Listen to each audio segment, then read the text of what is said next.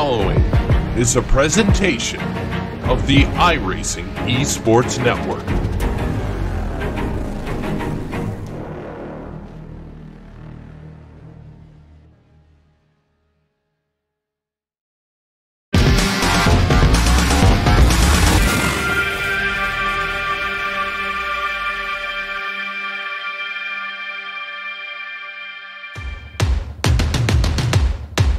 So what are you afraid of? Those feelings are made up. For anyone asking who is the best, we putting our hands up. 4 more kilometers. Oh, there we go! They touch! This time, like the last time, I'm moving so fast, I'm ready to ride. Frankie! Down to the inside of Hoosie's off! Messenger throws the block, and he will keep him behind him. My time. None of you people can tell me to stop. Lower the lights down. Hand over my crown. Hand over my heart. I do this for my town. I do this for my crowd. So turn me up real loud. My time. None of you people can tell me to stop. Turning the track up. I'll never go back down. Hand over my heart. I do this for my town. I do this for my crowd. So turn me up real loud. My time. None of you people can tell me to stop.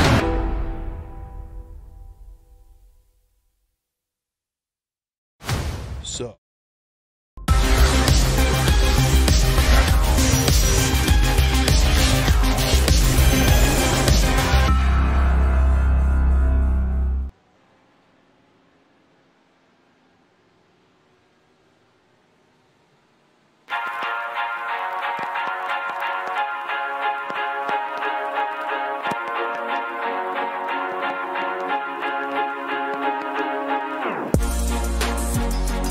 It's the home of cheese curds. It's the home of one of the toughest challenges in all of North American racing.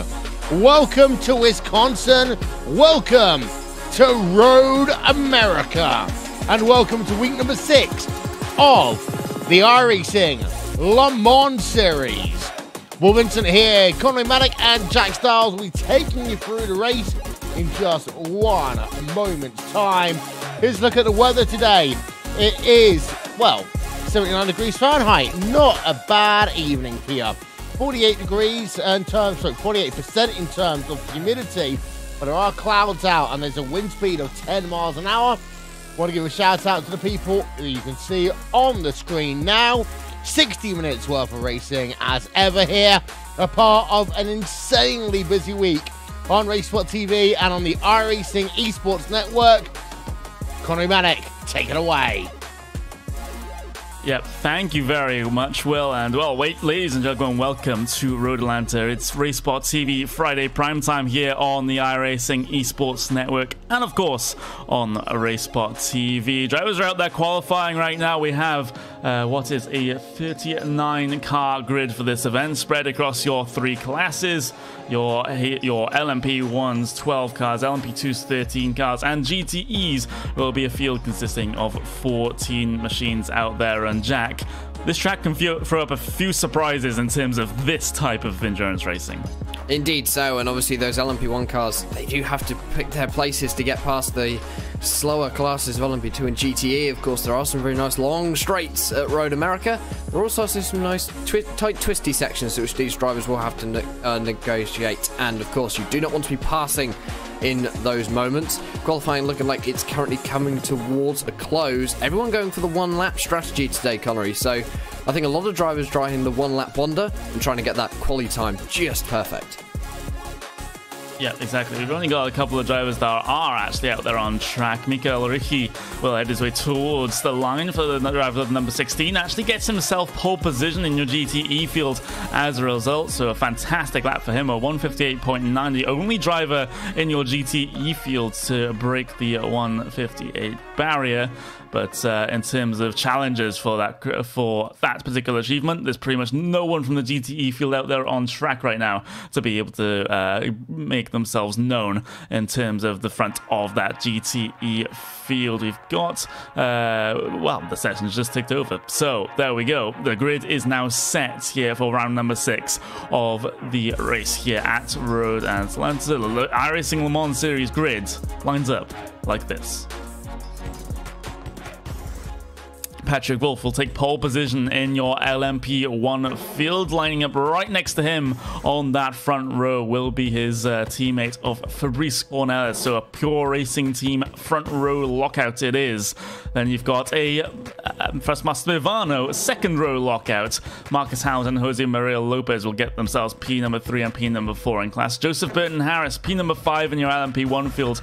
Ashley Owen, P number 6. Patrick Schneider lines himself up, P number 7. We've got Michael Schwanzel there in P number 8. You've got Danny Martin as well, P number 9. And you've got LMP1s that didn't set a lap time. They'll be starting right at the back of that particular field. You've got Dennis Grabowski, Oleg Foka, and Jurian Gronen there to round out your 12 LMP1s. But looking back to your lesser powered LMP2s, you got Justin Hoop there taking a pole position by about 0.3 of a second. So that's a fantastic effort from the driver of the number 30. Jesper Dricker will head his way onto that front row in terms of the LMP2 fields. Roy Durig, Tanner McCulloch will be the makeup of that second row in that class. Got Damon Martinez, Maria Holweck, Brendan Philippe, Maxime Detilia Brisbois. I'm probably horribly mispronouncing that French-inspired name there. He currently lines himself up in 20th position overall.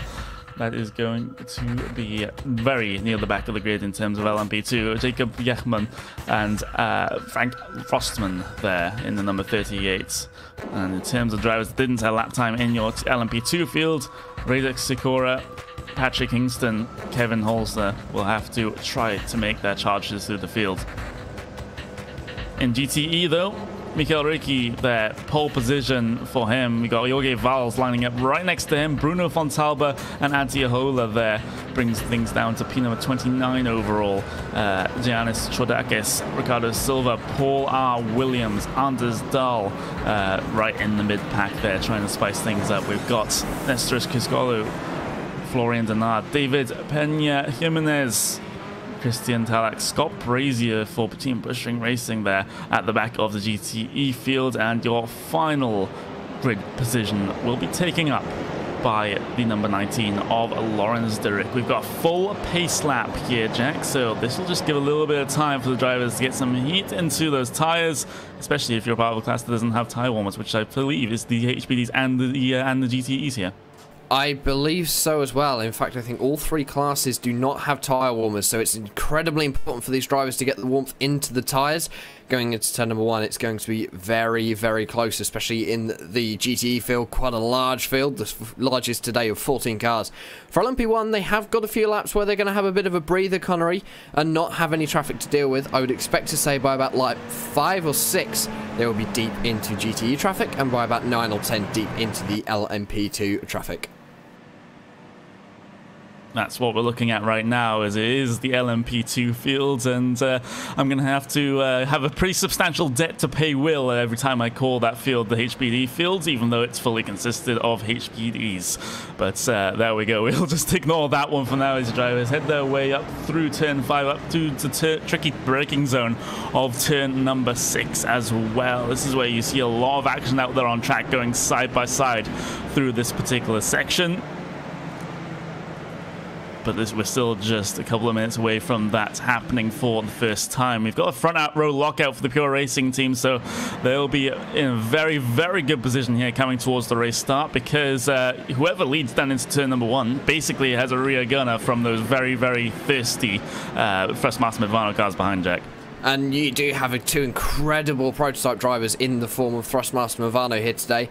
Marcus Hamilton, he has won a few times so far this season, won last time out at Suzuka, and well, alongside him, his teammate, Jose Maria Lopez. Well, for those of you who think you recognise the name, yes, that is the World Touring Car Champion, and yes, that is Toyota's factory LMP1 driver, so a reasonable driver in prototypes, I'd say. Only reasonable, not the best, but just reasonable there, as they're coming up to now what is perhaps one of the most treacherous sections on this circuit, the Kink, turn number 11, and we've seen many attempted side-by-sides through here, Jack. I think I can count on one hand how many have been successful. I've never really seen one that's been successful. The kink is so hard to pass that. Lapping traffic for the LMP1 field probably is going to be a little bit easier going through there. For LMP2s, maybe not so much. And I think for this LMP1 traffic, it's just going to be a case of like what we saw at Suzuka just 7 days ago. Get through the traffic nice and cleanly and be able to get yourself to the end. If you're in a good position at the end, even better. Into turn number 12 of Canada Corner. Now, it's always a very, very tricky braking zone, especially if you get yourself too close to that left-hand side. I've seen many, many drivers in the past dip 2 tires into the grass down there and have a spin into the gravel trap right at the end of the braking zone. But only a couple of corners to go now before we get this race underway for the iRacing Le Mans Series. Just watch that roof pace car dive down on towards the lane in just a couple of moments' time. The field will be then under the control of the number 3 of Patrick Wolf. He does hold them up for just a couple of moments, then 100% throttle right up the hill and across the start-finish line. We're going to go green flag racing here at Road America.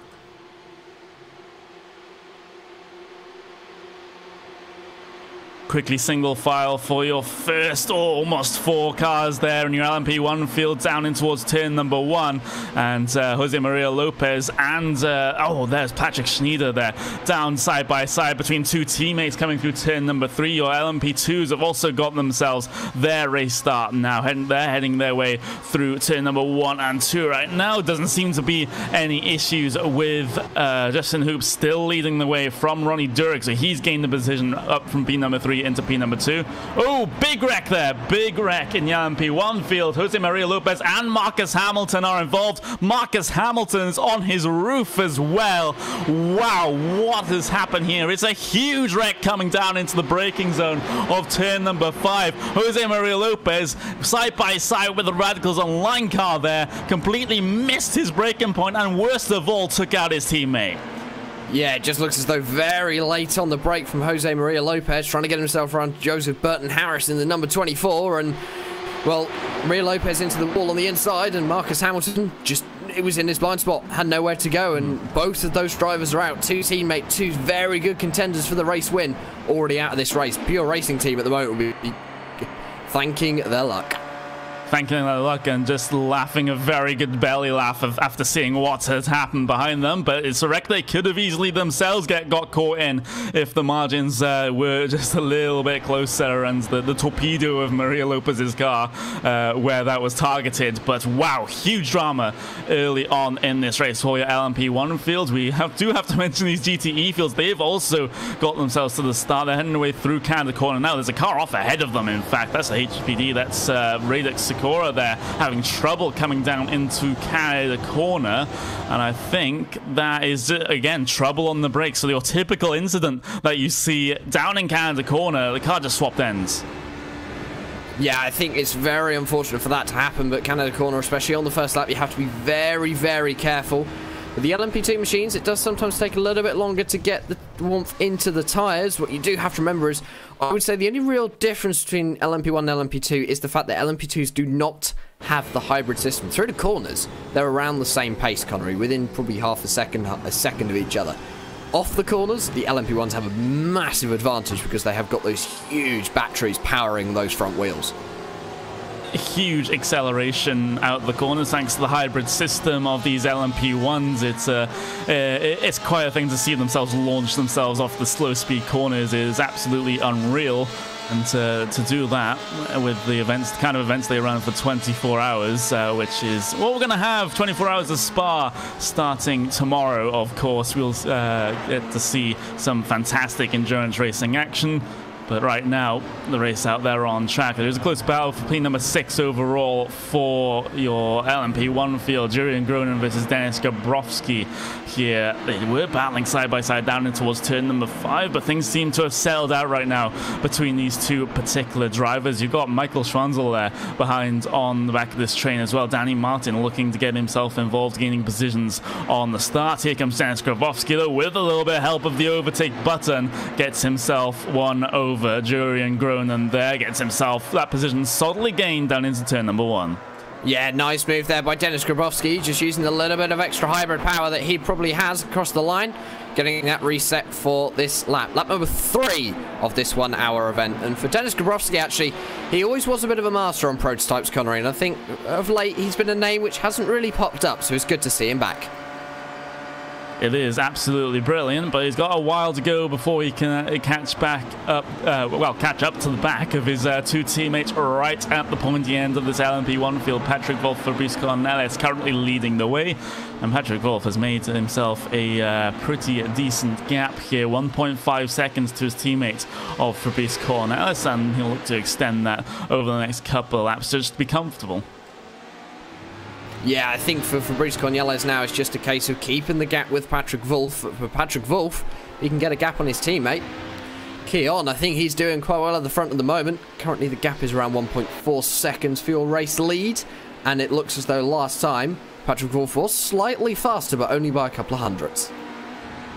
Very slim margins there at the top of the LMP1 field, but looking back into LMP2, we have a pretty close battle developing between Ronnie Durig and Tanner McCulloch here. They head their way through the carousel. The car is just on the absolute limits of aerodynamic and mechanical grip coming through there, and then your ordeal isn't done because you have to negotiate the kink. I think it's pretty much flat out here for both of your prototype classes. Your GTEs might have to have a little bit of a lift of a throttle through there. Down onto the brakes into Canada corner now. Get the car slowed down for that apex. Careful not to run too wide, even though it gives you a decent amount of runoff off there. You don't want to dip 2 tires out there into the grass. And Tanner McCulloch last time by about 3.5 tenths of a second faster than Ronnie Durig. But this time, let's see if that margin has gotten any closer between those 2 drivers. Tanner has got the draft here, so that'll help him down this pretty long front straight all the way down towards turn number 1. A 152 flat for Tanner McCulloch, a 151.9 for Ronnie Durig. So Durig,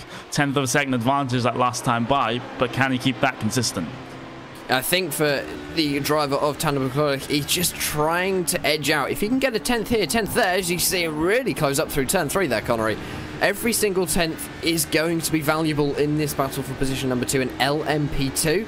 And for Tanner, as long as he can keep himself nice and concentrated, I think he can close up the gap even further. It's currently around 4 tenths, so he has got a good draft as they come down into turn number 5. Getting very close to the rear of the car of Ronnie Durig, but for Ronnie Durig, I think it's just a case of hold fire and defend. He's got a bit of a gap forward to Justin Hope. It's about 4 seconds at the moment, so his concentration at the moment is defending from that driver of Tanner McCulloch. Yeah, and your LMP2 leader is actually lapping about 8 tenths of a second faster as Durig actually goes for a trip into the gravel trap, and there we go. There's the change for position for P number 2 in your LMP2 field. Tanner McCulloch will take those all day long. Pretty much gifted to him when Ronnie Durig pushed wide there, coming up towards turn number 8, and he'll be, hopefully for him at least, will try to be off and away, trying to chase down your race leader, but Durig probably won't let him try to get away all that much. They were pretty similar on pace within a couple of tenths of a second. Let's just see what happens here, Jack. And of course, obviously last time around, Tanner McCulloch was about 9 tenths of a second slower than your current leader of Justin Hope. So for Justin, he has got a slight bit of an advantage. And well, for Tanner, I think he does have to first of all gap the driver of Ronnie Durig, because he is still within a second. Gap is only 7 tenths as they come across the line once again. That does mean that Ronnie Durig does have draft, and that draft range is really important in these LMP2 cars. Of course, no hybrid boost to help them get past off the corners, and that little bit extra down the straights if you have any left, Connery, which you do get in the LMP1 class. So for LMP2, that draft is even more important. Yeah, we were just briefly on board there with Jorge Valls, the chase for P number 1 in your GTE field, currently held by Michele Ricci there, heading his way through the final corner. This gap has been fluctuating up and down. 3 tenths of a second advantage, though, to Valls that last lap, and sitting in the draft, you'll be always closing down towards turn number 1. 2 minutes flat 2:08.5 there for Vals, and a 2:03 for Michele Ricci. So these lap times are being traded one way or the other. No driver with the obvious advantage in this particular battle at this moment in time. We'll have to see how that develops over the course of this race. But looking back for the battle for P number 3, that has a pretty considerable train behind it as well. Antia Haloha there in the number 18 Team Bushing Racing Machine. You've also got Bruno Fontalba, Ricardo Silva, Giannis Chodakis, as well as Paul R. Williams there, all within sight of P number 3. So once these guys close up, or hopefully these guys close up, this will be a fantastic fight. I'd probably say you've got about 40% of that GTE class as the number 3 machine of Patrick Wolf, your LMP1 leader, makes his way. Fabrice Cornelis very late on the brakes. Look at that lead now. It's very close. This is where you've got to be careful through this tight and twisty section with the lapping. Fabrice Cornelis getting caught out. Patrick Wolf going very aggressive on some of the GTE cars today. And well, for this big lead battle, especially for this battle for position number 3, if one of them makes contact, that's another driver that the other drivers around them don't have to worry about. You can just see how much more downforce these LMP1 machines have through that very fast carousel. So 9 and 10 as they come up to the kink once again, flat in LMP1 machines. And also, I'm going to quickly say, Michele Ricci, he has been in the mid-pack of our GTE field so far this season, Connery, and he's up at the front. He's found some good pace here at Road America, so clearly something going right for him in the 1050 Barbonero racing machine. It is definitely right now as he tries to... the prototypes not only try to manage the traffic, the slower traffic ahead of them, it's also the GTEs, a matter of managing the prototype traffic trying to come through on them as well. It's a part of the GTE etiquette that isn't really talked about, so it's good to see them just negotiate that just fine as the rest of your LMP1 prototypes will try to head their way through on your GTE field, and this is the best place to do it on the run down towards turn number 1. Just you got to open up the throttle in your LMP1s and just breeze by on driver's right hand side. But when it comes to the corners, especially when it comes up to the kink, things can get very, very sketchy indeed. As the drivers will file their way through there just fine. But looking back through, I believe this is the LMP2 field here. The 35, the 34, and the 38, those are pretty close on track together right now, heading their way through the kink. There's Maxime there. I'll just use their first name for fear of messing up everything else. Maria Holweck and Frank Frostman here involved in this particular battle. Just at the, sort of mid to bottom end of your LMP2 field. Yeah, just a little bit of a mid-pack battle going on here. Looks at the moment, Maxime in the number 35 machine has got the advantage over everyone else. Maria Holloway, though, not going to let them get away, and I think that's what she needs to do in the number 34. They are very balanced at the moment. Everyone's setting around the same lap times. Last time around, 52.9, 53.5. So everyone around the same pace in this battle. We will keep our eye on it for the moment, as it looks as though Frank Frostman has dropped back a little bit from Maria Holweck. It definitely seems to be the case there. So hopefully we can get that one sorted in the not too distant future. But the most important battle, shall we say, that we have to keep attention to is this battle for P number 1 in your GTE field. There's still trickles of prototypes that are trying to come through on them, so they can't really focus on battling each other at this moment in time, as the gaps are still fluctuating up and down for Michele Ricci and Jorge Vals. This time across the line, they will actually be a little bit hampered because of the traffic trying to come through on them. But again, another 1/10 of a second going the way of Ricci here. So he's steadily working at that gap. It's not multiple 1/10 of a second at a time. It's just a little bit here and there, just edging out that gap. And sometimes that is just all you need. That is indeed all you need. And I think for Jorge at the moment, his concentration will be making sure that this traffic can get through nice and safely. Most of the LMP1 field is now passed. There is one more driver to make their way through the GTE field in its entirety. That is, it looks as though Jurian Groningen in the Audi R18, that diesel-powered car. The only diesel-powered LMP1 we ever saw in competition. He's now going to make his way past the second-place machine, up into turn number 6 by the looks of it. Nice clean pass. That's what you need to do. That's good traffic management. And for now, Jorge, He doesn't have any worries about traffic until the LMP2 and LMP1 field, but next time around, I think traffic, I believe P2 and P1 may hit GTEs at the same time. That can make it extremely interesting. Slight asterisk to that. Marcus Hamilton actually still out there on the racing circuit after his big incident with his teammate down into turn number 5 for the first time. He still has to make his way through pretty much the rest, the majority of the GTE field. But yes, otherwise you're completely right. The LMP2s have still yet to do so. We'll just see that in the next couple of laps here in this one. But looking at the LMP1 field, in fact, the battle between Ashley Owen and I believe this is Patrick Schneider as well. So both teammates as well. So we'll see how this one turns out. And it seems to be a Thrustmaster Movano affair here, shall we say, in your LMP1 field. Of course, 2 of them have pretty much been taken out of this race, but there's still yet more.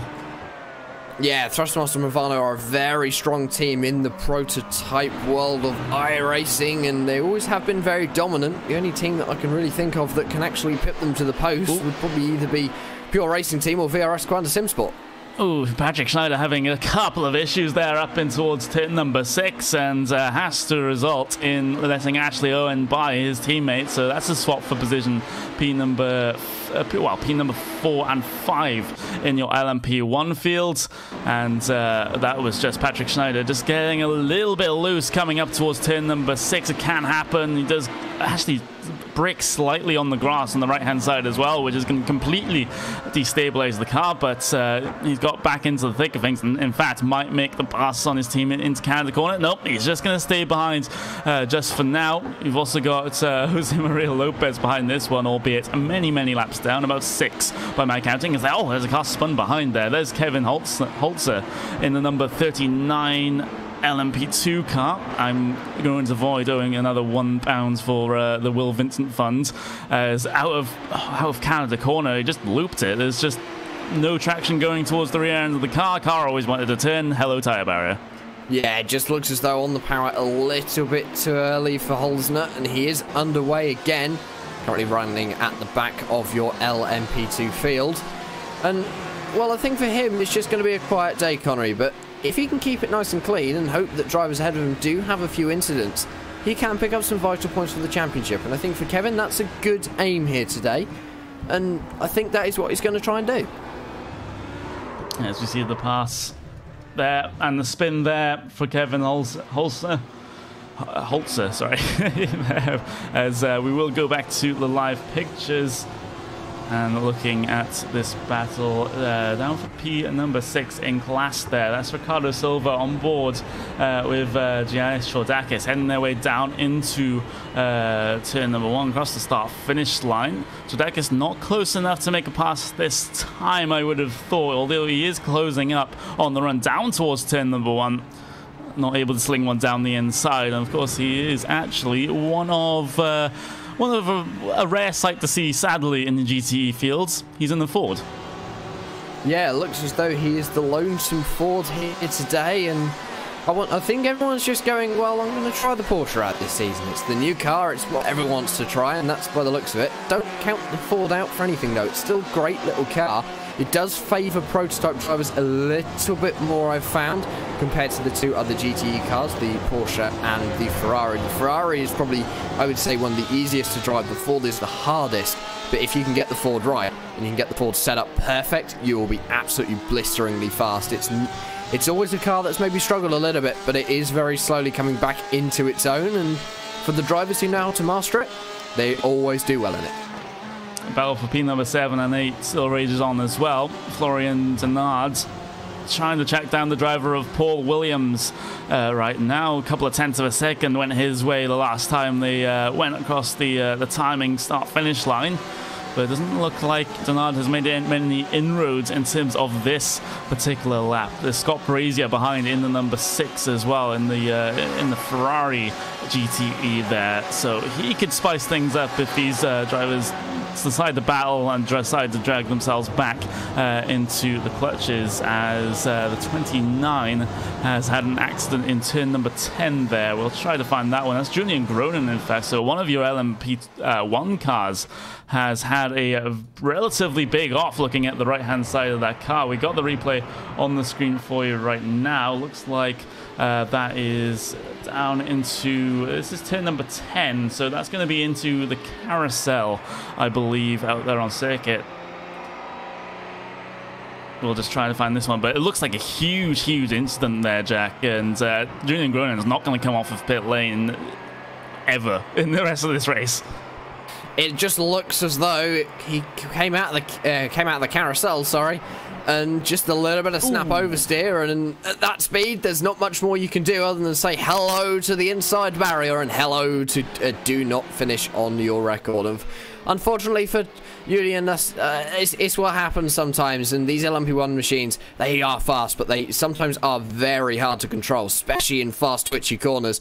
The setup might not have been perfect, might have been a few issues with the dampers, and it's one of them things that you just have to accept and move on to the next one. Yeah, it is, as the car was basically spat out of the carousel into that into the concrete wall on the driver's right-hand side. There's just no traction coming over those curves at all. The car wasn't having any of it, and took Julian Gronin for a ride, shall we say. But looking at the LMP1 field as it stands right now, Ashley Owen, P number 4, Patrick Schneider, P number 5. We've also got Jose Maria Lopez on the back of this one, a good couple of laps down, so the three teammates here running together.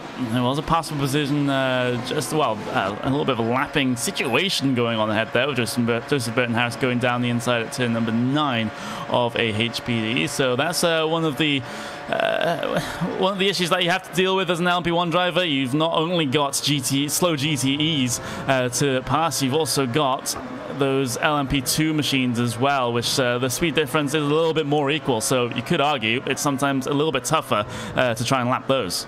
It is a little bit tougher, as it looks as though Ronnie Durig might be able to get back 3 wide through turn number 13. Very close. Ronnie Durig has managed to get back position number 2 and LMP2 of Tanner McCulloch, sorry, and Tanner just looks like a very unfortunate mistake through Canada corner, and almost an accident with one of the Thrustmaster Movano racing machines. I believe it was Ashley Owen, just about avoiding disaster. That was incredibly close.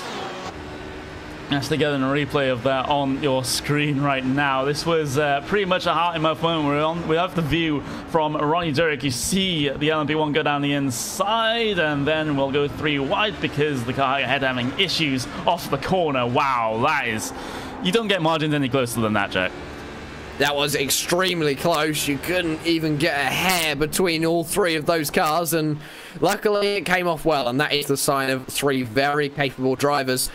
But an inch to the left or inch to the right for either one of them, and, well, it could have been disaster, and that's all it needs. 1 touch and 3, maybe 6 cars are out of the race, because they could block the circuit at that point.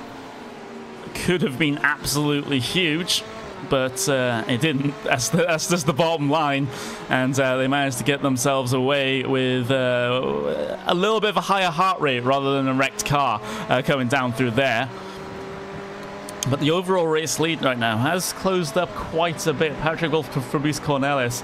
Gap was down to about 0.6 of a second last time by. That gap has actually extended thanks to a couple of little mistakes here for Fabrice Cornelis, back up to about 1.1 as they head their way through the final corner. And we can't forget here, Jack, that we do have 1 scheduled pit stop for all 3 classes here, and that has the potential to spice things up, especially in the mid-pack year field. Those pit stops, your LMP1 pit stops, will be coming away at around the halfway mark. We usually see it between about 29 and 32 minutes into the race. They can just about do half a tank of fuel at some places, and even here, a little bit of fuel saving might be needed to get to the end on 1 stop. It depends how hard these drivers are pushing. For LMP2, expect them to come at around the same mark, 30 to 40 minutes potentially with that class, and well, for GTE, they go all the way to around 45-50 minutes. They do not need much fuel to get themselves to the end, Connery. They will have the shortest pit stops and the shortest second stint of the race. That is going to be interesting to watch. The pit stops are always very important. If you can get an undercut or get past a driver in the pit lane because they made a mistake on pit entry, that is going to be valuable points and also a valuable maybe 1 or 2 positions. We'll be away just for a couple of moments here. Stick with us. It's the round number 6 at Road Atlanta for the iRacing Le Mans Series. So what are you afraid of? Those feelings are made up.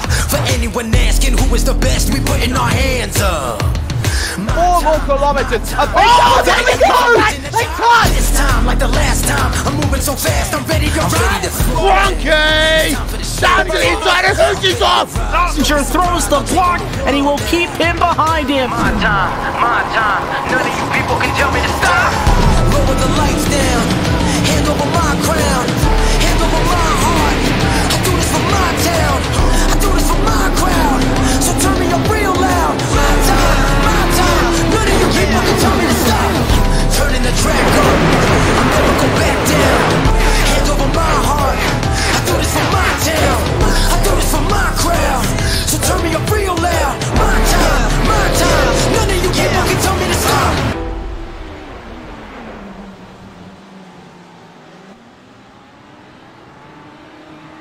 Well, welcome back to round number 6 at Road America for the iRacing Le Mans Series. Just took a couple moments away to get ourselves sorted, but we're back up and raring to go.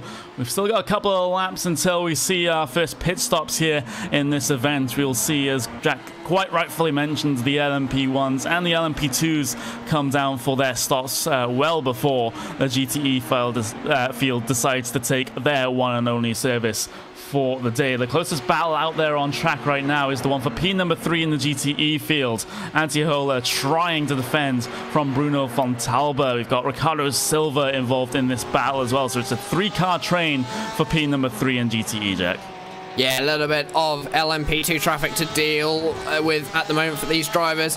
Tandem McCulloch is going to try and make his way through. Cannot get it done there. He's, I think, going to be able to get Ricardo Silva done before heading down into the hurry downs. He has indeed 2 more to navigate. He should be able to do that in the carousel. This traffic can often disrupt a battle as through comes one of the Trustmaster Movano Racing LMP1 machines. Well, on the outside, we're going to cut it off. That is going to be the driver of Ollie Quokka in the number 27. He does save it. Good save. Nice car control from Ollie through the carousel that time. That's not what you want to do when overtaking traffic, especially at that part of the circuit.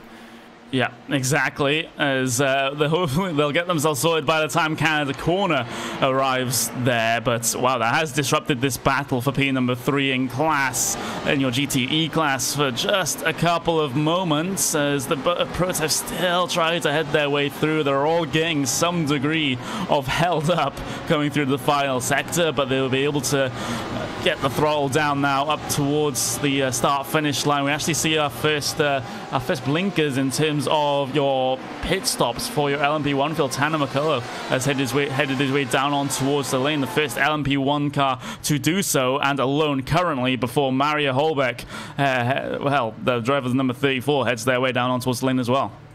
Yeah, looking as though pit stops are starting at the moment for LMP1 and LMP2, in fact, and that's a little bit earlier than I'd expected, actually, Connery. They haven't made the halfway stage. That could mean that some of these drivers are either trying to do an undercut or they can't make it to the end in one stop.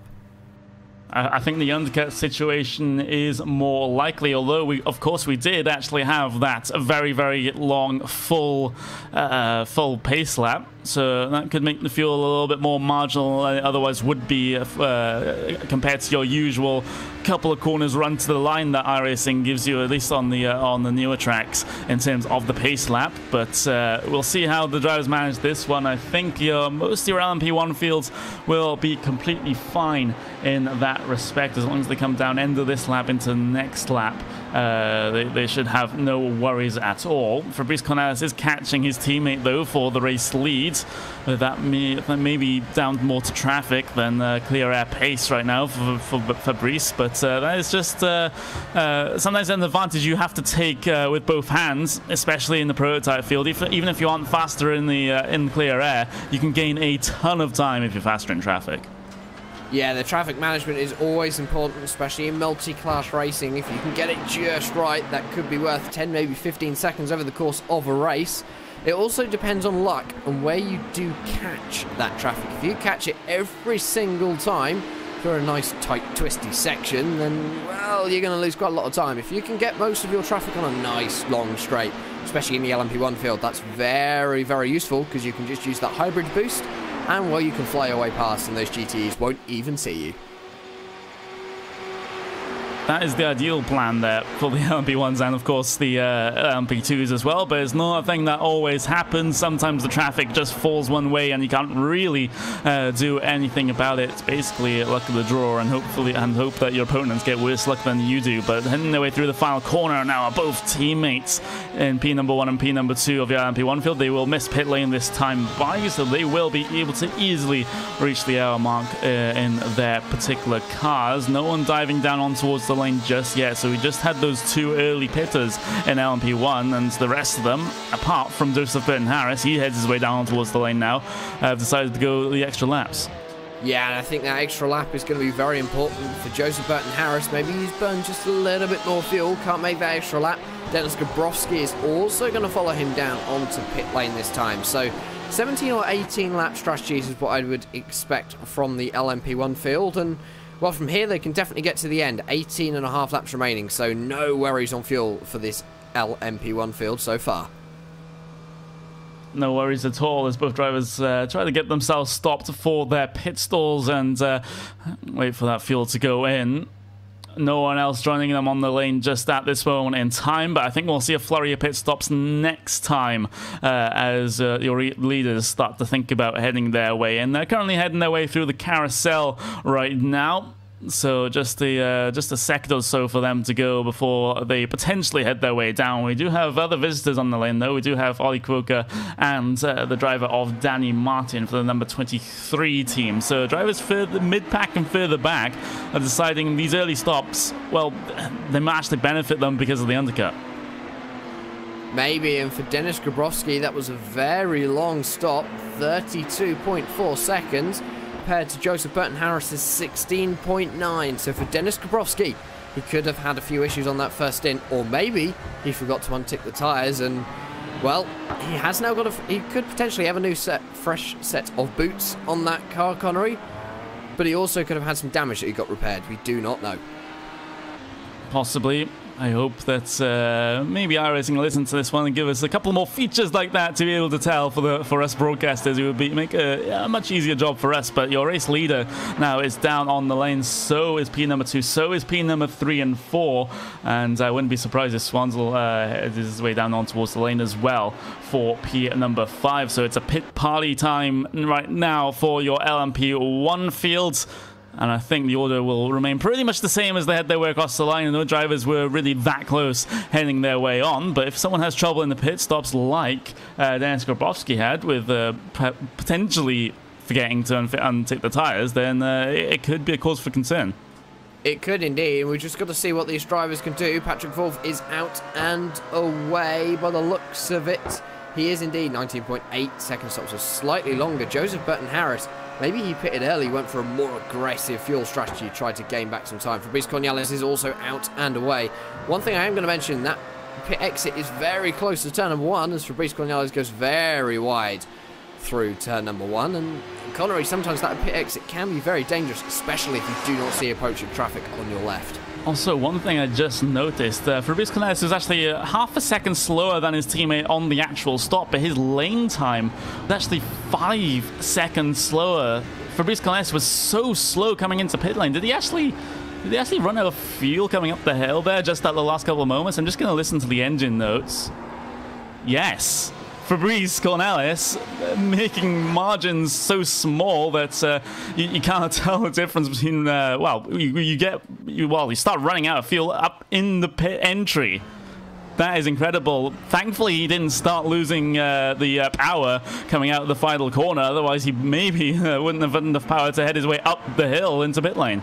I mean, that is a very steep hill on pit lane entry, so for Fabrice Cornelis, very lucky escape. He probably just had to clutch it in and ride it to the end of the pit lane. Of course, he is the second box in, but he is out and away once again. That does explain the slightly longer time. And, well, I think I have a bit of an explanation as to why Dennis Gabrowski had a long stop.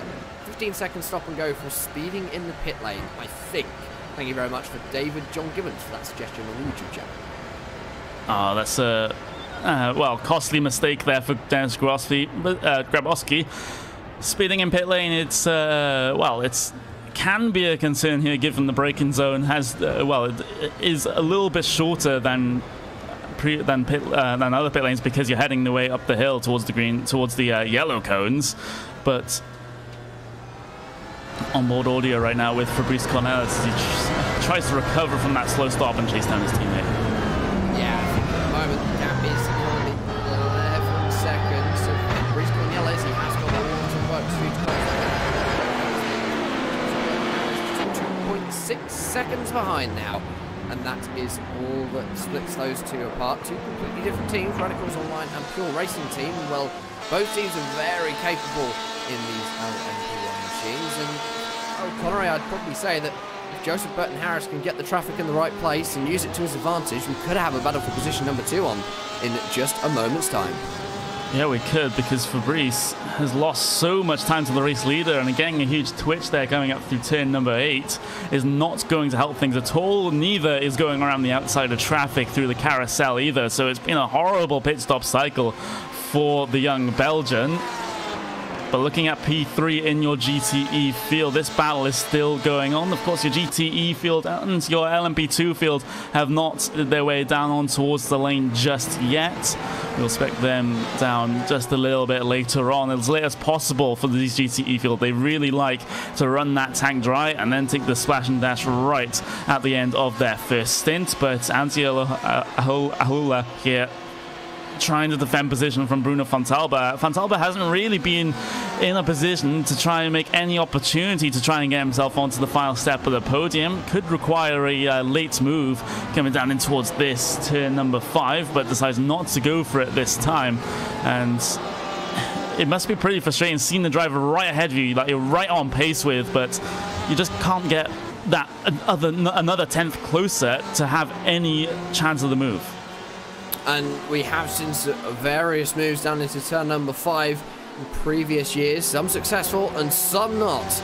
The ones which weren't successful, of course, usually ending quite a large accident, especially at the start of a race. That's the most dangerous time into turn number 5. Bruno Fontalba, though, looking as though he is going to stay quite reserved at the moment as they exit carousel and head down towards the kink. You should be able to hear just a little lift in the engine note. You can definitely hear that Porsche engine note because they are extremely loud. I don't think, actually, when Antiohola does get along, or has that car of Bruno Fontalba alongside, not sure how much he's going to defend that position. Of course, final step on the podium is always very, very competitive, very coveted. But for Bruno Fontalba, I think it's going to be either an undercut in the pits or a late race move is going to be how he is going to try and do it. We do have your first couple of pitters in LMP2 though. Damon Martinez, Brendan Philippe, Jacob Lehmann and Espadrica in their way down on towards the lane. So your pit stop window for your LMP2 field is wide open. Justin Hoop and René Durick, your front runners in that field, decided to give pit lane a miss this time by, so expect them in over the next lap or so we can get things sorted out in your LMP2 field. It'll still be a little bit of time before we see these GTE cars head their way down in, for reasons that we have mentioned before, but Fontalba still not close enough, I would argue, again, over Ahula. As I'm trying to get that name right, it can be a little bit tricky, but it seems like Fontalba is fast, but he's just fast in the wrong places, and now he has to deal with all the prototypes trying to go through on his inside. Yeah, very dangerous place into turn number 5, especially with prototypes, but for Bruno Fontalba, as you just said, he is very quick, but only in certain places. I wonder whether that is a slightly higher downforce setup on that Porsche compared to Antti Ahola's Ferrari. Also great to see the two manufacturers going head-to-head. Shows how balanced this class is. And actually, in fact, Bruno Fontabler has now dropped back from outside of a second, Connery, so that traffic really affecting him this time by, as Antti Ahola very close to the inside through the carousel this time. Going to be able to get out nice and cleanly. Looked as though, for a moment or two, he was about to have a meeting with one of the many concrete walls we have here at Road America. Yeah, well, we've already seen that so far in this race, but Justin Hoop, Ronnie Durig, they have headed their way down onto towards the lane. Justin Hoop, your race leader in LMP2, gets himself off on the way into number 1 already. Durig a little bit longer on the lane there as he finally gets himself off and away and looks to chase down the driver of the number 30, but the driver of the number 30, Justin Hoop, does have a quite considerable gap over his rival on the order of about 15 seconds at this point. So that's going to be a huge task for Ronnie Durig. I don't think it's really that possible with 21 minutes remaining, but I have been very wrong before because the traffic here could play a huge factor in that one. We've got Jesper Drucker, Maria Holweck, and Frank Holtzman. Well, Maria Holweck here. Oh, Holweck's off. That's the driver of number 34 having a couple of issues getting themselves off of the final corner, and it's something that we do see, cars pushing wide there. Did try to carry as much momentum as they could, but sometimes that is just well, also can be a scary moment going over that curve as well. I've seen so many cars go for a spin coming through that particular section, so well held by the 34. Indeed so, and a very early stop for your GTE race leader, Michele Ricci, down onto pit lane. He is back out again, pit stop time of a 13.6. We have had actually a few GTEs come down to the lane, so I would probably say here at Road America they are using more fuel, potentially going to be earliest GTE field, and usually we see them in about 6 or 7 minutes time. Yeah, that is what we usually see. So, well, let's see if any of the GTE field, also any of the other GTE cars, decide to go for that early stop as well. Michele Ricci, the only driver to do so far. Let's just see how that one does play out for him as the Alpha P number 2 overall. Fabrice Cornelis, Joseph Burton Harris, that one's getting pretty close, dipping close to a second to within a second right now as they're dealing with the LMP2 traffic. Damon Martinez always going to get a little bit of a tap from behind from the Radicals on line driver, but they both managed to hold it together. Joseph Burton Harris being a little bit impatient there with the LMP2 car. You could see Fabrice Cornelis was getting, well, dropping back into his clutches and got a little bit overeager with the traffic, trying to make that margin even smaller. Yeah, and I think for Joseph Burton Harris, it's going to need to be a little bit more patient in traffic. I know he's in a battle for position number 2 with Fabrice Cornelis, but that doesn't give him an excuse. Going to make himself around the driver of Tanner McCockler. Nice and easy into turn number 2 that time. And, well, Connery, for Joseph Burton Harris, that gap has closed. But for Fabrice Cornelis, I would probably say he does have a little bit more pace.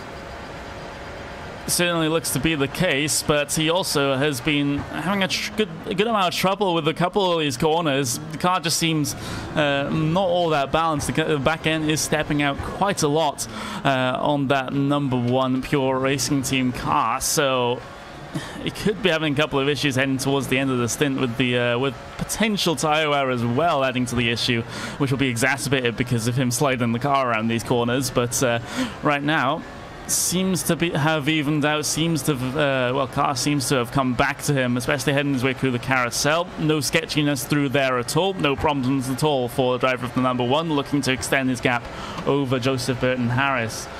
Back to the battle for P number 2 in your GTE field, though. Currently split by an LMP1 car, but that car gets itself out of the way pretty quickly, heading their way through the carousel now. Different lines taken right now for both GTE drivers. Von Talbot taking a very, very wide entry and then gradually bringing that car back in for a late apex, just one of those, and Ahola deciding to go for the double apex. So an early apex coming into the corner, drag the car out in the middle, and then square off the corner to try and get your run down towards the kinks. So different strategies in play there for that particular section. Yeah, everyone has a slightly different line through the carousel, and you've just got to get it right. Bruno Fontabler looks like his might be slightly better. for Antiohola. He is pushing, you can tell, because he's getting that car off onto the gravel at every opportunity, using all of the track and more. So it's Bruno Fontable, Antiohola down onto pit lane this time. Bruno Fontable going for one more lap. That could be very important. Jorge Basco-Valls also down onto the lane for Williams Jim Jr. The number 7 is going to bring himself to a nice and easy stop in his pit stall. Nice big pit stalls here at Road America, so not too much chance of overshooting and losing vital seconds. Speaking of overshooting, Anders Dahl might have overshot the yellow cones there up in towards the braking zone for pit lane, but did manage to get that car slowed down despite the car complaining and squirreling about all over the place, as it is a GTE pit party right now. Jorge Valls already has done his pit service. He's going to be off and away. Same with Antiohola. And I'm just looking at Michele Ricci. He comes off of the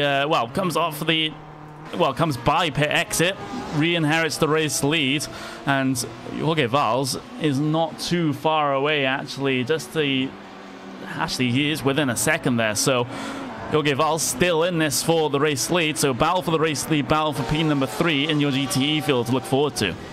Yeah, the Battlefield race lead currently split by 0.7 of a second, and well, for Jorge Valls, he does have to get those tyres back up to temperature. They would have lost just a little bit, sat stationary and going very slowly on the pit lane for Michele Ricci. The next 16 minutes, he's got his work cut out to manage to keep hold of that lead. I have no doubt he'll be able to.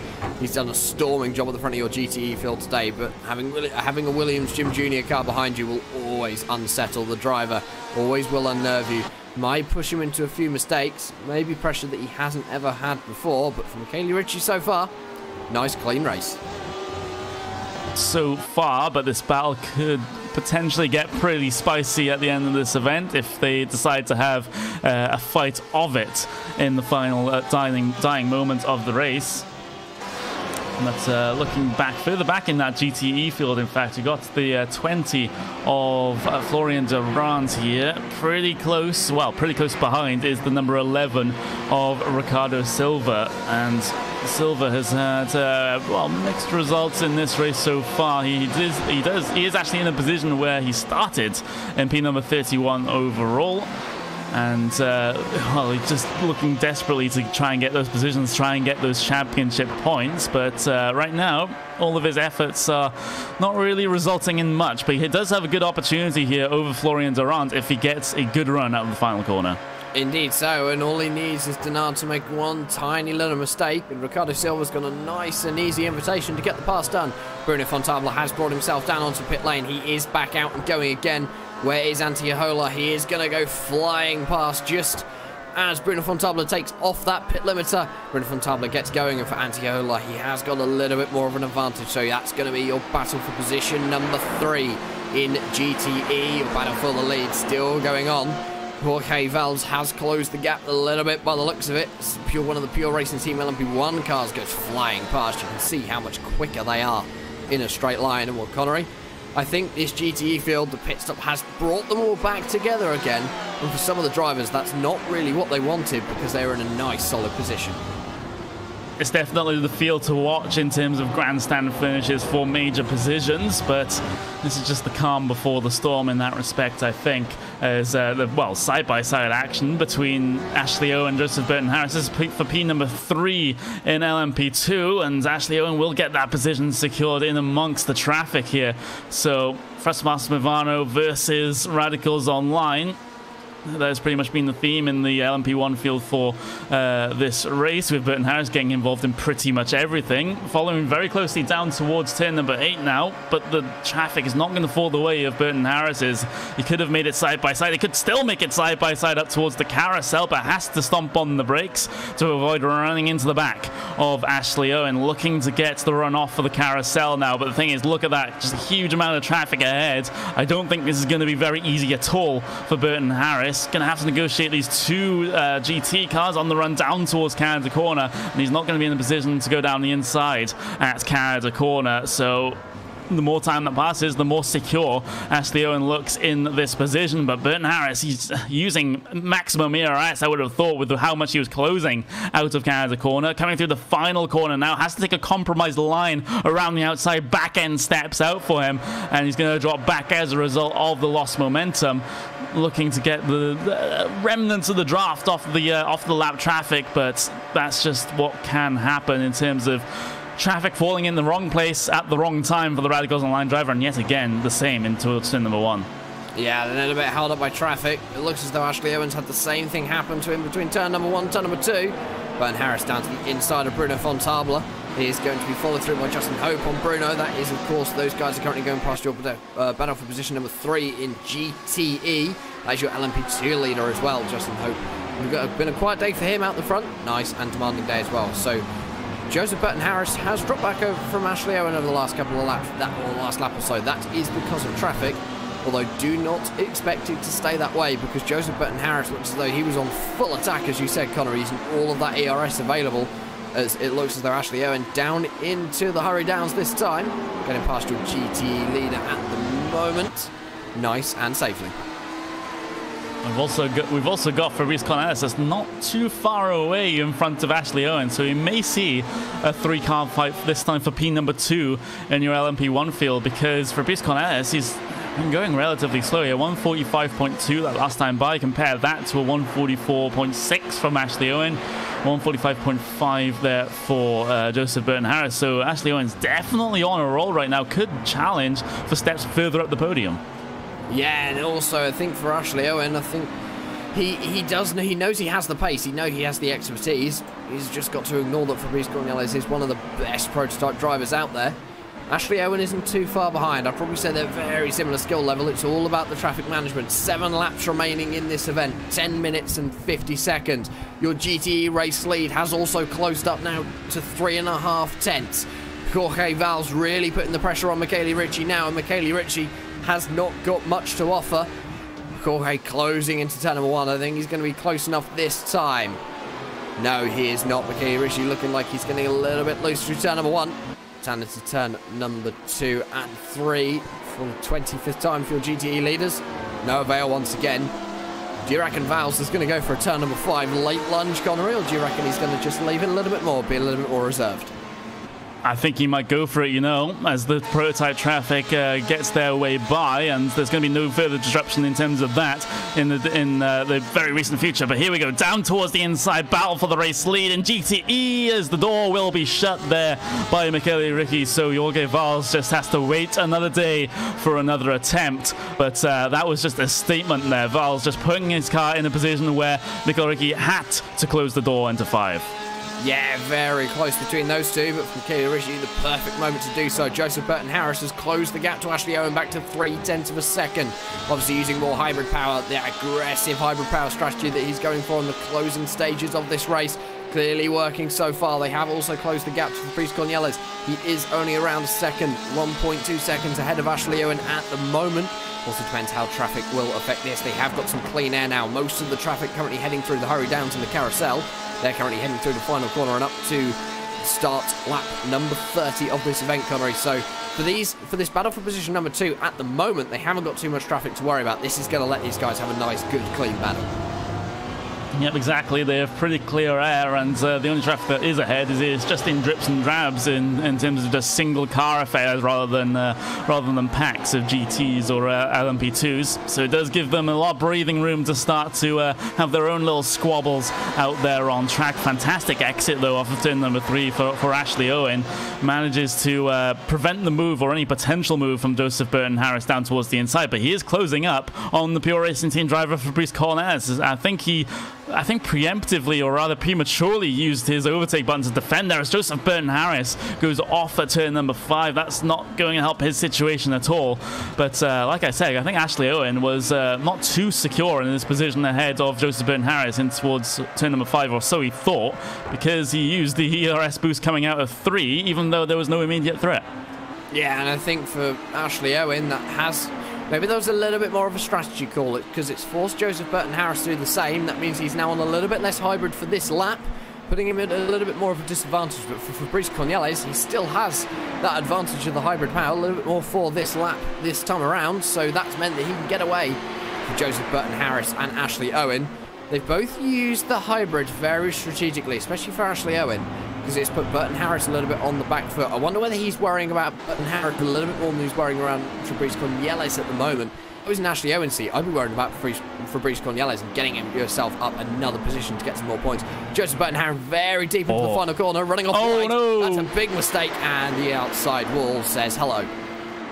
Hello indeed, and it's not a very friendly hello for the Radicals online driver meeting the concrete barrier, but he carried way too much speed coming through the final corner, tracked out too wide onto the grass, and these are not rallycross cars at all. They want to be on that racing surface, and it's just the end of Joseph Burton-Harris's race now, and he was running so well in P number 4, qualified P number 5, but now he'll be classified as out of this event. And around the outside into turn number 5 for position number 2. Fabrice Cornelis is going to hold the inside. They make contact. Fabrice Cornelis holding position number 2. Ashley Owen had about a 20 km/h advantage on speed there, Connery, but for Fabrice Cornelis, he managed to get later on the brakes, and that's how he defended it. This is what you mean. This is what we see with the hybrid and the overtake button that we talk about. And for Ashley Owen, almost up into position number 2. He's got no threat from behind now because Patrick Snyder is around another 10-12 seconds back. So for Ashley Owen, all he needs to worry about is that number 1 of Fabrice Cornelis in position number 2. Very close to getting the pass done. And now look at that. His hybrid's gone. Fabrice Cornelis has walked off into the distance. Yeah, he just has to take a lap or so to try and recover that energy now, as he did use it, all of it, pretty much in one big boost out of turn number 3 to get that sort of overspeed that we saw in the replay down in towards turn number 5. And he could argue, Jack, that it required much more commitment than Ashley Owen was willing to give in that situation. Yeah. Ooh, we've had a crash. P number 4. I believe, there's a little bit of a situation there. There was a little bit of contact between Fontalba and Ahola. So the battle that was looking like it was having a constant gap pretty much through this entirety of this event. Fontalba has finally had his opportunity to get past, and he has taken it, albeit with a little bit of barging. Yeah, just a little bit of a racing incident, I'd say there. Ahola giving it very tight on the inside, so went side by side into turn number 5 that time. That has been Bruno Fontalba, has got the move done. But Antti is still there. He's still within touching distance, Connery, so he can get the position back. Still 5 minutes remaining in this event. 3 more laps for these GTE drivers and another 3.5 for LMP1. So another 3.5 laps for Ashley Owen and Fabrice Cornelis to sort out their differences and decide who's going to finish position number 2. And we also can't forget the battle for the race lead in GTE either. Michael Ricci currently leading the way from Jorge Valls, and Valls has managed to close up that gap that he managed to get himself as a result of a failed pass over Michael Ricci, and he's going to be very close, heading his way down in towards turn number 1 this time. Let's just see if he goes for it. The driver of the number 7 here looking for the race lead, potentially gestures towards driver's right, but steadily brings that car back and follows your race leader in GTE tightly through turn 1, through turn number 2, which doesn't really exist, through turn number 3 as well. Look for that good run off the corner. No ERS boost shenanigans in your GTE field. This is pure power coming down the back straight now. Valls in a very good position, tucked in the slipstream. We're going to see a battle, ladies and gentlemen, for P number 1 in your GTE field. Defensive inside line for Michele Ricci down towards turn number 5. Pretty much the exact same time on the brakes. Valls has to go around the long way around onto the runoff, side by side up towards the braking zone at turn number 6. The uphill braking zone is squirrely on the brakes is Ricci, but he manages to hold position there from Jorge Valls, and this isn't over. Indeed not. Very defensive there from Michele Ricci, forcing the driver of Jorge Valls onto the outside as they head into the hurry downs once again. No change in positions. You can't really do much through the carousel. The next overtaking opportunity is going to be Canada Corner at the end of the straight. As we see a little bit of traffic, this is going to be Ronnie Durig getting involved. Durig clears one, clears the other on the exit. No change in between these two guys. So for Jorge Valls now, use that draft to his advantage through the kink once again. And I wonder when they just that little bit better of a drive off the corner. Is Michele Ricci going to be able to defend once again? We will wait and see. And in fact, Jorge Valls not close enough this time around. So he is going to have to try a later opportunity. Just 2 laps remaining now in this race. Michele Ricci, all he needs to do is survive another 13 kilometers, and then he will come home and win his first race of the season here on Friday night prime time, but he has got some competition. Battle for the 18 and 12 here, side by side through Bill Mitchell Bend up towards turn number 14. Giannis Chodakis gaining a position over Antti Ahola there through the final sector, and this battle isn't done either as the prototype drivers try to file their way through. Ahola will tuck within the slipstream here down towards turn number 1. Outside line has to be taken by him, as this is the battle for 4th in class in your GT field. So the Ford on the inside, Ferrari on the outside. There's almost a little bit of contact there between the 2 drivers, but they managed to get themselves off and away and okay. And we have a spinner as well, Ricardo Silva, turn number 12. So the fireworks are starting to go off here in the final couple of minutes. And down into turn in number 5, Valves to the outside. Michele Ricci once again very late on the brakes for Valves, and Michele Ricci holding the position. Position number 2 in LMP1 as well. Fabrice Cornelis, Ashley Owen once again. Ashley Owen, lots of hybrid boost. He's going to have to change direction on the grass. The move done already. He's now going to move to the inside defensive line. Traffic on the outside. That forces Fabrice down to the inside. Nice move there by Ashley Owen, using the traffic to his advantage. Ashley Owen up in 2nd position, LMP1. Now, does Fabrice have anything left in that car to be able to challenge that move and wrestle P number 2 back from Ashley Owen? He only has a lap after this one to be able to do that. So, Ashley Owen very slow coming up through turn number 8 and 9. So that means Cornelis is so close up through the carousel, but they're both slightly compromised there by the bit of GTE traffic. As there, Ashley Owen's run out of VRS boost on the run down towards the King, side by side through there for P number 2 overall. Fabrice Cornelis makes it work. Ashley Owen looking for the pass back down in towards Canada corner with a bunch of traffic ahead down towards the outside now, and he's not going to be able to commit. Wow, that was a huge flurry of action down towards the kink, and Fabrice Cornelis, his main objective now is to deal with this traffic as fast as possible, try and build out that gap. But we'll keep an eye on that one as we look back towards your race lead in GT. That has extended, so they've only got a lap to go,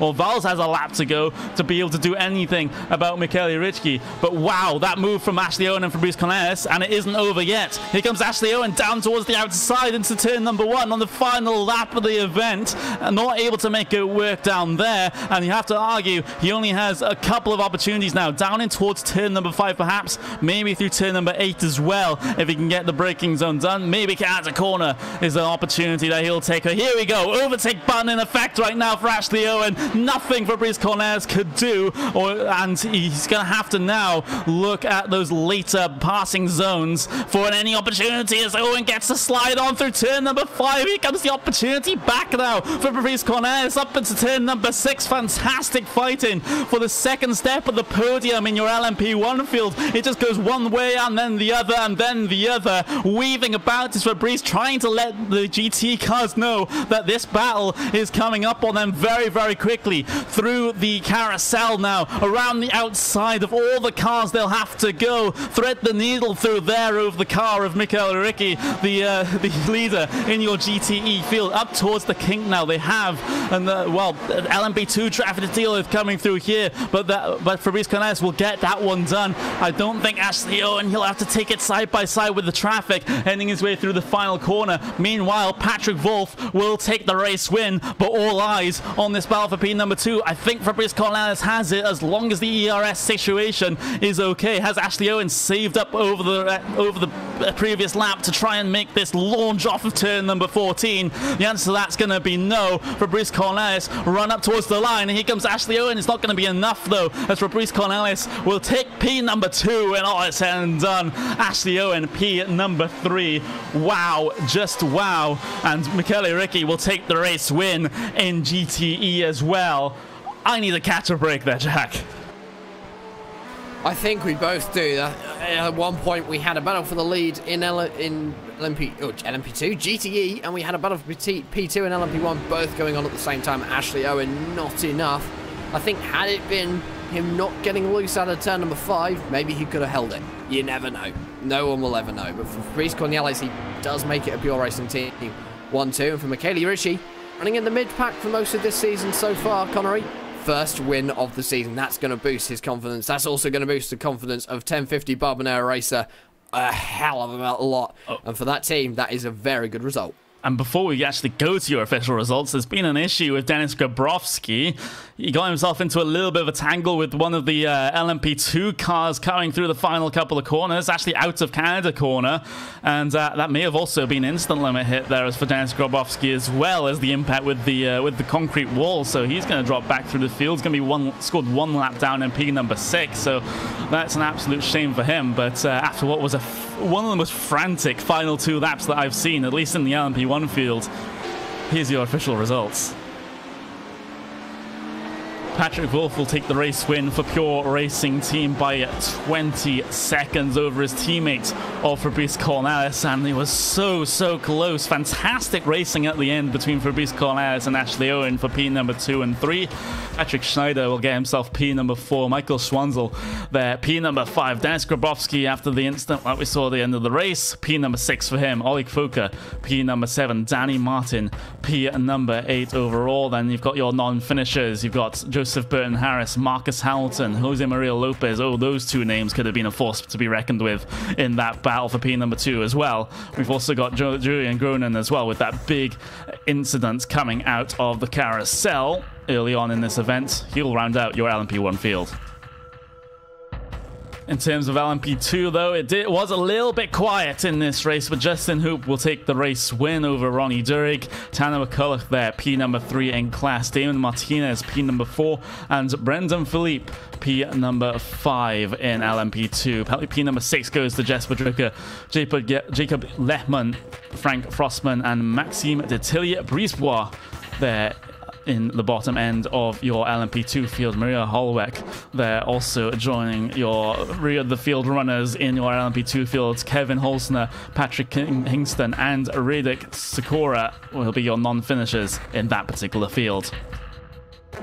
In GTE, though, there were a good couple of fireworks as well, so the LMP1s weren't the only ones standing out in this event. Michele Ricci taking a race win in GTE over Jorge Valls despite his best efforts in the last couple of laps. Bruno Fontalba will get himself the final step of the podium after a fantastic fight with Giannis Strodakis and Antti Ahola. We've got Scott Brazier there with a pretty quiet race. P number 25 overall, solidly mid-pack there for Brazier. Florian Durand will get the position behind him. David Piana Jimenez, pretty quiet for him as well. Not seen much of him. Paul Williams, Anders Dahl, Nestris Kioskulu will line up, well, get the positions behind them. Ricardo Silva with a late race instant drops back a little bit. We've got Christian Takaris and Lawrence Derrick rounding out the entirety of your 39 car field in terms of your finishing results. Well, we'll just take a break for a couple of minutes here on RaceSpot TV and the iRacing Esports Network, but after these commercials, the post-race show. Driver interviews. Don't go away. So, you want to race in NASCAR. The road starts here. Introducing the eNASCAR Ignite Series powered by iRacing. This is the gateway for all aspiring 13 to 16-year-olds. Starting June 20th, ignite your dreams of one day racing in the top tiers of NASCAR. Go to www.iracing.com/ignite for full details. So what are you afraid of? Those feelings are made up. For anyone asking who is the best, we putting our hands up. 4 more kilometers. Oh, there we go! Take time! This time, like the last time, I'm moving so fast, I'm ready to ride. Frankie! Down to the inside of Hoosie's off! Passenger throws the block, and he will keep him behind him. My time. None of you people can tell me to stop. Lower the lights down. Hand over my crown. Hand over my heart. I do this for my town. I do this for my crowd. So turn me up real loud. My time. None of you people can tell me to stop. Turning the track up. I'll never go back down. Hand over my heart. I do this for my town. I do this for my crowd. So turn me up real loud. My time. None of you people can tell me to stop.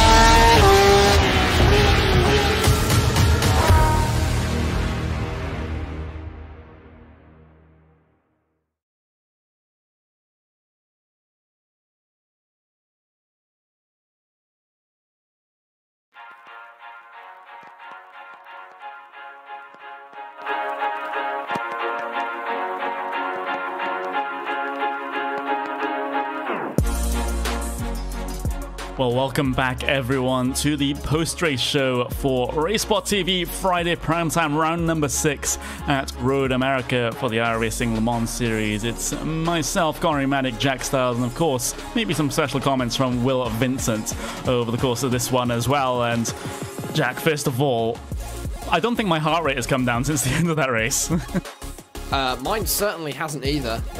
The last few minutes were very exciting for sure, and I think for everyone at home, you can probably see how excited myself and Connery were getting in the booth, and that was a very close battle, went right down to the wire in both LMP1 and GTE. It's always great to see racing like that. You might... Go on. No, I'm finished. You are finished, but we were pretty excited, and perhaps too overly excited in Jack's case, with his microphone complaining about that throughout the race. But it was a pretty comfortable win, at least in LMP1s, for both Patrick Wolff and in LMP2 Justin Hoop, but definitely wasn't the case for Michele Ricci and Jorge Valls. I would have hoped that we see a little bit more of that one near the end, but a little bit of a blown attempt from Valls meant that he wasn't really close enough on the final lap to be able to do anything. But it's just this race always throws up surprises, and we got a very, very nice surprise at the end of this one. Oh, indeed it does, and it always does in the iRacing 1 series. Anything can happen in that long hour, and you'll be surprised how quickly it goes when you're on the driver's seat, and you'll be surprised how quickly it goes in the commentary booth. And for some of the drivers, you sort of look at the time running and think, oh, I've got 40 minutes, I've got ages yet, and you then look and go, oh, I've got 10. I probably want to start making some moves in a minute, start getting a few more positions and get some more valuable points. And I think that's maybe what Ashley Owen realised in the closing stages, and sort of thought, I'm in touching distance a second, I might as well try. Not much I can lose here apart from essentially all the points you get for finishing third. Of course, Le Mans is, more well-known, of course, for endurance racing. And speaking of endurance racing, we've got tomorrow the start of the 24 hours of Spa-Francorchamps. That one is definitely one that you cannot miss, Will. It's one of the star events of the year. You don't want to miss it, but of course, get yourself a second monitor and watch the iRacing World Championship Grand Prix Series, which is taking place at the same time. RaceSpot TV, we're doing 18 hours of the 24. Our friends at V8 Online, hopefully, covering us through the night in terms of the UK. I'm doing the kind of what I like to classify these days as breakfast with Will shift, because I've been lumped with the last 6 hours of the last few, well, pretty much the last 6 of these, I think, that I've done. Of course, it's myself and Jack once again for the first 6 hours. We'll also be joined by Alvin Nieves for that one as well. So we'll get we'll get the B stream job, shall we say there, Will, with the World Championship Series going on at the same time. We've also got Randy Cheneth and David Haynes there for hours 6 to 12. So plenty of action this weekend on RaceSpot TV and the iRacing Esports Network. And don't forget, we have the small issue of the 2K World Cup as well, 8 p.m. GMT on the Sunday. So a weekend full of racing here on the iRacing Esports Network, and just huge events in general going on all over the place, Jack. Yeah, of course, obviously 2 very large events, the Spa 24 hours and the iRacing World Championship Grand Prix Series. And I do have a request, Will, because I'm probably going to be sitting in Heathrow Airport Sunday morning watching Breakfast with Will. Any chance of making it slightly entertaining so I don't fall asleep, because I'm going to be up most of the What terminal are you at Heathrow Airport? Terminal number 5. Terminal 5. Go to, if you're thinking about falling asleep, go and have a look at Gordon Ramsay's little thingy, because he shows you how to cook food on the TV screen. Don't buy anything, just go and watch him cooking. Well, or video of him cooking. Oh, that's a good idea. I know what I'm going to do while I'm waiting for my flight to Geneva then. Go and get yourself some Gordon Ramsay food. Yeah, that sounds pretty delicious. Gordon breakfast. And with which airline, Jack? British Airways. Oh, Nino! So you get to watch that totally not cringe-worthy flight safety video. Oh, yeah. I've seen it before. But remember, put all of your additional coins in the little envelope and donate to Comic Relief in a good cause. That's the video done in 10 seconds. Yeah, basically. Yeah, basically. But, can I tell you a quick story, by the way, about a flight before we go off air? Come on, let's do that. Let's do that. Most of you will know that last year we flew Hugo Luis out to California. I can't tell many of my stories from California because it involves me almost getting run over by a truck, by a bus, having an incident with a mobile phone. One thing I can tell you is that Hugo Luis had the most miserable flight food of all time. Didn't he also do it so he went from Rio to Venezuela? He did about 4 flights to get to California. This is the only way to get to California from Brazil on this way without him spending like 4 times the money. But if any one of you will know that you can order special meals on board a flight. Now, as a diabetic, I'm supposed to order a diabetic meal, but on Emirates, that means you basically get a melon every single time you actually get any piece of food. But Hugo, however, he didn't get a diabetic meal. He didn't get a vegetarian meal. He got a lactose-free Hindu vegan meal. That sounds interesting. Also, if anyone would like to gift me a Wi-Fi subscription for British Airways Sunday morning, I'd be more than appreciated, because then I can sit and watch the Spa 24 on the plane and get. They actually have Wi-Fi on that plane? I flew to California with them, and they didn't have Wi-Fi on that plane. It was transatlantic. I am now looking. That'll be the first time I've ever had Wi-Fi on a plane, if it has got it. Thing is, you do have to pay extortionate amounts for things like that. Unless, this is basically turned into the RaceSpot TV podcast at this point. I will say, Emirates is alright if you fly with them, if you're a Sky Awards member, because it works out like $6 for enough internet to go on Facebook and laugh about the fact you're at 40,000 feet. But the American airlines are extortionate. You can even buy DirecTV for a 1-hour flight. So I say a 1-hour flight. It's labeled as a 2.5-hour flight, Connery, from New York to Boston. That's because you spend about 1 hour 45 minutes trying to get out of JFK Airport. It is almost quicker to take the train.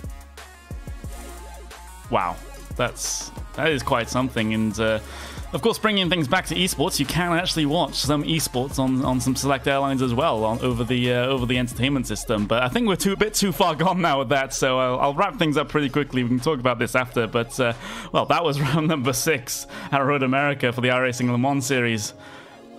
Action-packed weekend, and join us next week for more of the same of the iRacing Le Mans series. Goodbye.